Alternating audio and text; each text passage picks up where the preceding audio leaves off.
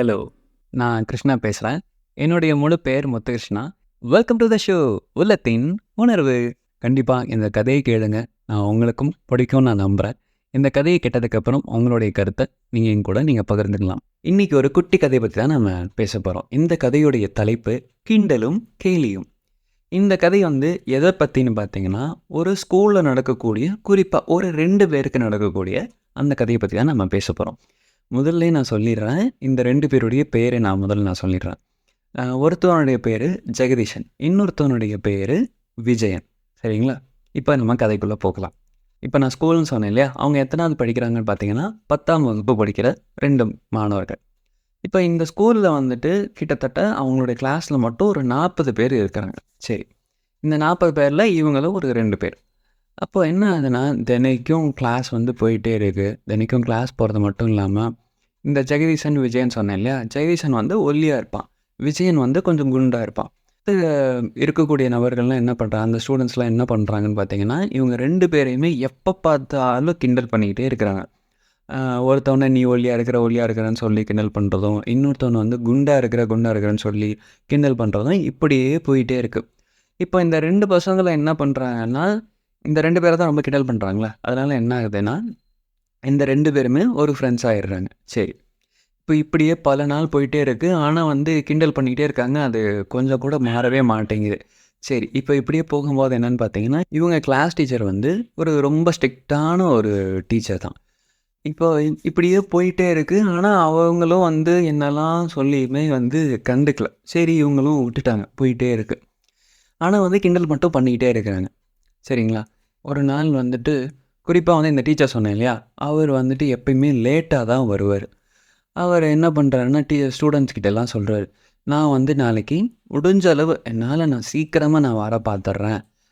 ஏன்னா நெறைய நம்மனால பாடம் எடுக்க முடியல. அதனால நான் நாளைக்கு சீக்கிரம் நான் உங்களுக்கு பாடம் எடுத்துடுறேன் அப்படின்னு சொல்றாரு. சரிங்க சார் அப்படின்னு சொல்லி எல்லாருமே சொல்லிடுறாங்க. இப்போ அடுத்த நாள் காலையில பார்த்தீங்கன்னா, இவர் என்ன பண்றாரு, சரி நம்ம ஸ்டூடண்ட்ஸ் கிட்டலாம் சொல்லிட்டோம். சீக்கிரமா இன்னைக்கு வரோன்ட்டு. அதனால நம்ம சீக்கிரமா போயிரலாம் அப்படின்னு சொல்லிட்டு, அவர் பார்த்தீங்கன்னா, சைக்கிள்ல தான் போறாரு. வீடு ரொம்ப தூரமா இருக்கு. சரி இருந்தாலும் சைக்கிள்லயே போயிடுறாரு. அப்ப என்ன ஆகுது, ரொம்ப வேகமா போறாரு. ஏன்னா காலையில சீக்கிரமா போனா தான் எப்படி இருந்தாலும் அந்த கிளாஸ நம்மனால எடுக்க முடியும் அப்படிங்கிறதுக்காக ரொம்ப வேகமா ஓட்டுறாரு. இப்படி வேகமா ஓட்டிட்டு ஸ்கூலுக்கும் போயிடுறாரு. ஸ்கூலுக்கு போயிட்டுட்டு இவருடைய கிளாஸ் என்னன்னு பார்த்தீங்கன்னா, முதல் மாடியில இருக்கு. அப்போ என்ன ஆகுது, அவர் படிக்கட்டையெல்லாம் ஏறுறாரு. அப்போ படிக்கட்டில ஏறிட்டே வரையில என்ன ஆகுது, அவர் அந்த வேகமா ஓட்டிட்டு வந்தார் இல்லையா, அதில மயக்கம் வந்துருது. மயக்கம் கீழ மயக்கம் போட்டு கீழ விழுந்துடுறாரு. காலையில தான் ஆரம்பிக்கிறனால, அப்பதான் பசங்கள்லாம் போயிட்டுருக்கிறாங்க. யாரும் வேற இல்ல வேற. யாரும் அப்ப ரொம்பவும் அதிகமான நபர்கள் வரல. அதாவது பெரிய ஆளுங்க யாருமே வரல. அப்ப சின்ன பசங்க மட்டும் தான் போயிட்டே இருக்கிறாங்க. அப்ப இந்த 2 பசங்க சொன்னேன் இல்லையா? இந்த ஜெகதீஷனும், விஜயனும். உடனே பின்னாடி இவர் மயக்கம் போட்டத விழுந்தத பார்த்துடுறாங்க. அப்ப பார்த்தோனே என்ன ஆகுதுன்னா, டக்குன்னு அந்த ஜெகதீஷன் ஓடியார்றான். அதே மாரி விஜயனும் ஓடியாந்து, "சார், சார், சார், சார்ன்னு" கத்துறத பார்த்துட்டு, அவங்க கிளாஸ்ல இருக்கக்கூடிய அத்தன பேரும் வந்துடுறானுங்க. ஆனா என்ன பண்ணாங்கன்னா, சுத்தி தான் நிக்கிறானுங்களே தவிர்த்து வேற எதுவுமே பண்ணவே இல்ல. அப்ப இந்த ஜெகதீஷன் சொன்னேன் இல்லையா? அவன் அந்த தண்ணி எடுத்து கொண்டு வரதும், அ அவருக்கான என்ன விஷயம்லாம் செய்யணும்னு நெனைக்கிறானோ, அதெல்லாம் செஞ்சுக்கிட்டே இருக்கிறான். இப்ப அதே மாரி அந்த விஜயன் இருக்கான் இல்லையா? அவனும் என்ன பண்றான்னா, "சார், சார், சார் எந்திரிச்சு பாருங்க சார், எந்திரிச்சு பாருங்க சார்" அப்படின்னு சொல்லிக்கிட்டே இருக்கிறான். ஆனா அவரு எங்கேயுமே என்ன சொல்றது? கண்ண திறக்கவே மாட்டேங்கிறாரு. அந்த அளவுக்கு இருக்கு. அப்போ இந்த பசங்களுக்கு ரொம்ப பயமா இருக்கு. அப்போ இவன் என்ன சொல்றான்னா, ஜெகதீஷன் என்ன சொல்றான்னா, "ஏய் வாடா சார் எப்படியாவது நம்ம கூட்டிட்டு போயிரலாம்" அப்படின்னு எல்லார்ட்டயுமே சொல்றான். ஆனா எல்லாருமே ஒரு தயக்கமா இருக்கு. நம்ம எப்படி கூட்டிட்டு போறது அப்படின்ட்டு. அப்போ விஜயன் சொல்றான், "அ நான் தூக்கிட்டு வந்துடுறேன். சார நம்ம தூக்கிட்டு போயிரலாம். சார என்னுடைய தோள் மேல நான் படுக்க வச்சுக்கிட்டு, நான் கொண்டு ஹாஸ்பிட்டல்ல நம்ம போய் சேர்த்துருவோம்" அப்படின்னு சொல்றான். ஏன்னா பக்கத்துல தான் ஹாஸ்பிட்டலும் இருக்கு. சரி ஓகே. அப்ப இப்படி கொண்டு போய் வேகமா கொண்டு போய் சேர்க்குறாங்க. இந்த 2 பசங்களுமே சேர்க்குறாங்க. கூட ஒரு 2, 3 பேர் மட்டும் வராங்க. சரி மித்தவங்கலாம் கிளாஸுக்குள்ள போய் உட்காந்துடுறாங்க. சரி இப்ப அப்படி ஆகும்போது என்ன ஆகுதுன்னு பார்த்தீங்கன்னா, கொண்டு போய் சேர்த்தோன்னே, டாக்டர் டாக்டர் இந்த மாரி எங்க டீச்சர் மயக்கம் போட்டு விழுந்துட்டாரு. காப்பாத்துங்க டாக்டர்ன்னேன். சரிப்பா சரிப்பா நான் பார்க்குறேன்ப்பா பார்க்குறேன்ப்பா அப்படின்னு சொல்லி அந்த ஹாஸ்பிட்டல்ல இருக்கக்கூடிய டாக்டர் பார்க்குறாரு. அப்ப பார்த்தோன்னே, சரிப்பா நீங்க கொஞ்சம் வெளில இருங்க. நான் பார்த்துட்டு நான் உங்களுக்கு சொல்றேன். அப்படிங்கும்போது, இவனுங்க என்ன பண்றானுங்கன்னா, ஃபோன் பண்ணி பக்கத்தில் உள்ள ஆள்கிட்ட ஃபோன் பண்ணி இந்த மாதிரி சொல்லிடுங்க, சாருக்கு உடம்பு சரியில்லை சேர்த்துட்டோன்னு சொல்லிடுங்க அப்படின்னு சொன்னோன்னே அவங்க வேகமாக வந்துடுறாங்க, அழுதுகிட்டே வராங்க. அவங்களுடைய மனைவி வந்து ஹாஸ்பிட்டலுக்கு வந்துடுறாங்க, வந்துட்டு அழுதுகிட்டே இருக்கிறாங்க. இவர் உள்ளே போன டாக்டர் வந்து அப்போ தான் வெளில வராரு. இந்த பசங்களும் டாக்டர் என்னாச்சு டாக்டர், டாக்டர் என்னாச்சுன்னு டாக்டருங்கிறாங்க. இந்த அம்மாவும் வந்து டாக்டர் என்னாச்சு டாக்டர் அப்படிங்கிறாங்க என்னுடைய வீட்டுக்காரருக்கு. அப்போ உடனே அவர் சொல்கிறாரு, நல்ல வேலை, எப்பயும் போல் படத்தில் சொல்கிற மாதிரி சீக்கிரத்திலே கொண்டாந்து சேர்த்தனால உயிர் காப்பாற்றியாச்சு அப்படின்னு சொல்லும்போது, இந்த அம்மா உடனே என்ன பண்ணுறாங்கன்னா டாக்டருக்கு வந்து கையெடுத்து கும்பிட்றாங்க. அவர் உடனே சொல்கிறாரு, எனக்கு நீங்கள் சொல்ல வேணாம், இந்த 2 பசங்களுக்கு சொல்லுங்கள், இவனுங்க தான் வந்து தூக்கிட்டு ஓடியாந்து ஹாஸ்பிட்டலில் சேர்த்தானுங்க, அந்த அளவுக்கு ரொம்ப பாசமானவங்க மாதிரி, இவங்களுக்கு வந்து எந்த நன்றியாக இருந்தாலும் இந்த பசங்களுக்கு நீங்கள் சொல்லுங்கள் அப்படின்னு வந்து அவர் சொல்கிறாரு. சரி அப்படின்னோடனே உடனே அந்த அம்மா வந்துட்டு, ரொம்ப ரொம்ப நன்றிப்பா, என்னுடைய கணவனை வந்து நீங்கள் காப்பாற்றுறீங்க அப்படின்னு சொல்லிட்டு இது பண்ணுறாங்க. சரிம்மா நாங்கள் கிளம்புறோமா அப்படின்னு சொன்னேன். சரிப்பா அப்படின்னு சொல்லி அவங்களும் போயிடுறாங்க. அவர் வந்து அடுத்த ஒரு 4-5 நாள் கழித்து கிளாஸுக்கு வராரு.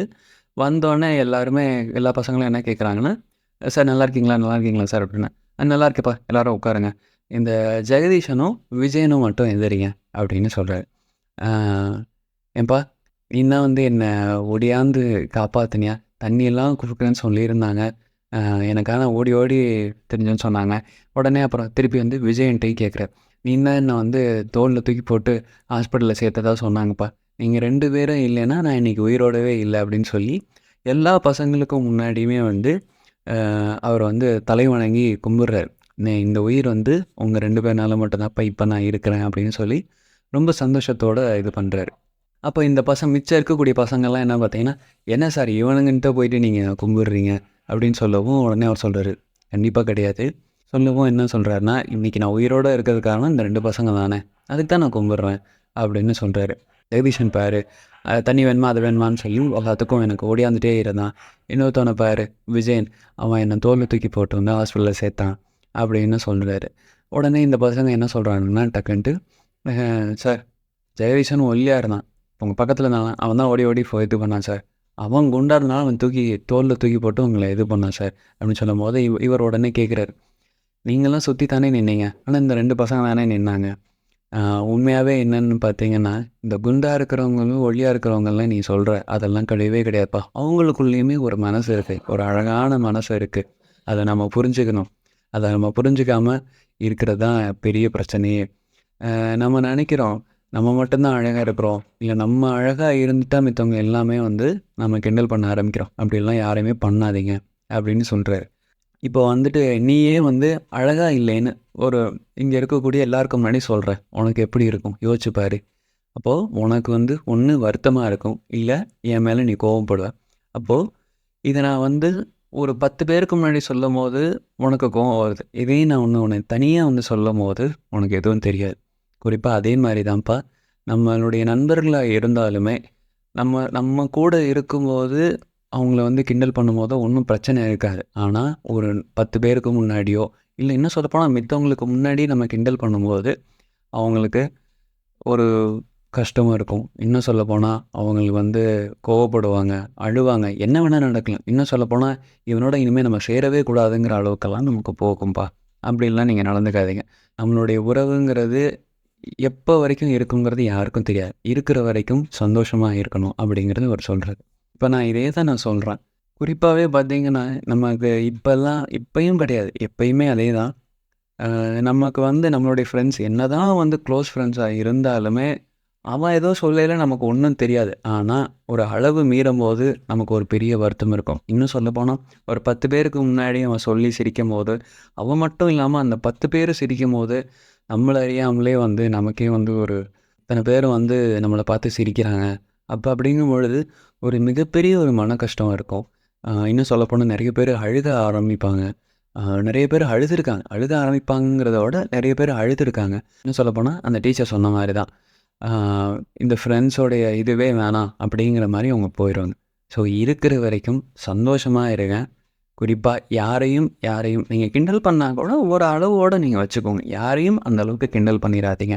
ஏன்னா அது நீங்கள் இன்னொருத்தவங்களை கிண்டல் பண்ணுற வரைக்கும் தான் அது ரொம்ப சந்தோஷமாக இருக்கும். அது அப்படியே உங்களுக்கு வரையில மிகப்பெரிய ஒரு மன கஷ்டத்தை தான் கொடுக்கும். இந்த கதை உங்களுக்கு பிடிச்சிருக்கும்னு நான் நம்புகிறேன். இந்த மாதிரியான விஷயங்கள் உங்களுடைய வாழ்க்கையிலையும் குறிப்பாக நம்ம எல்லாருடையுமே வாழ்க்கையிலையுமே நம்மளுக்கு நடந்திருக்கும். நாமளும் இன்னொருத்தவங்களை கிண்டல் பண்ண வேணாம், நம்மளையும் இன்னொருத்தவங்க கிண்டல் பண்ணாத அளவுக்கு பார்த்துக்கோங்க. சந்தோஷமாக இருங்க கண்டிப்பாக. ஏன்னா இருக்கக்கூடிய உறவு எத்தனை வருடம் வரைக்கும் இருக்கும்னு யாருக்கும் தெரியாது. அதனால தான் சொல்கிறேன், சந்தோஷமாக இருப்போம், எப்பயும் சந்தோஷமாக இருப்போம். இது போல் அழகான விஷயத்தை கேட்குறதுக்கு மறக்காமல் என்னுடைய பாட்காஸ்ட்டை ஃபாலோ பண்ணிக்கோங்க. உங்களுடைய ஃப்ரெண்ட்ஸ் அண்ட் ஃபேமிலிக்கு ஷேர் பண்ணுங்கள். அது மட்டும் இல்லைங்க, நம்மளுடைய பாட்காஸ்ட் எல்லா பிளாட்ஃபார்ம்லேயுமே இருக்குது. ஸ்பாட்டிஃபை பாட்காஸ்ட்லேயும் கேளுங்க. குறிப்பாக யூடியூப்லேயுமே இருக்குது. சேனல் பேர் கிருஷ்ணா லைஃப். மீண்டும் ஒரு அழகான தருணத்தில் நாம் சந்திப்போம்.